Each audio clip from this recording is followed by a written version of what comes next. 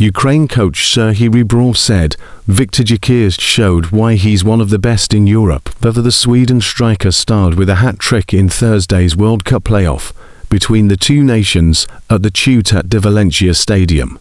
Gyokeres opened the scoring early on and added to more goals after the break as Sweden won 3-1 to set up a qualifying showdown with Poland on Tuesday for a spot at this summer's tournament in the United States, Canada and Mexico.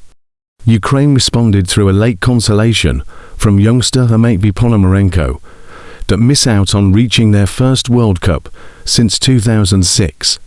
Gyokeres played great and made the difference tonight, Rebrov lamented in his post-game news conference. He showed his quality, why he plays for Arsenal, and why he is one of the best strikers in Europe. With Alexander Isak and Dejan Kulusevski both missing, Gyokeres delivered on a night when Sweden most needed him, converting a Benjamin Nygren cross in the 6th minute to open the scoring. The Arsenal striker, who had not scored in the qualification phase for the World Cup until Thursday, then latched onto a long pass from goalkeeper Christopher Nordfeldt before showing power and finesse to double his side's lead. He completed his treble via penalty. He had won himself to leave coach Graham Potter purring about his display.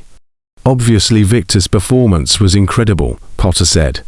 Outside of the goals, because to score a hat-trick is one thing, I thought overall his hold-up play and his defensive responsibility for the team was part of an incredible performance. Asked what he had said to Gyokeres before the game, he joked, "I just said go and score a hat-trick." But no, the beauty of the win is everyone was on board. The mentality of the team was superb. Viktor's performance is the highlight and rightly gets the headlines. He was incredible, but he will say the team behind him are top, too. We can still improve. This is the start of our journey together. It was just Potter's third game as Sweden coach, and it was their first win in qualification after reaching the playoffs due to their performances in the Nations League. They didn't win any of their 6 group games in World Cup qualifying. They now must regroup and go again on Tuesday when they host Poland in a winner-takes-all game in Sweden. It was a big step forward tonight, he added. I like the look of the team, how they acted together against a good team, adjusted and fought together. We also know we have another game. The job is not done yet. We have a massive game Tuesday against a tough Poland team. We have to recover and be ready to go again. For Ukraine, the loss in Valencia represented the end of the road for their World Cup hopes. It may also prove the end for Rebrov, who has just 2 months to run on his contract. I can say right now my contract is up in 2 months, and I have no proposal from the Ukrainian Football Association to renew.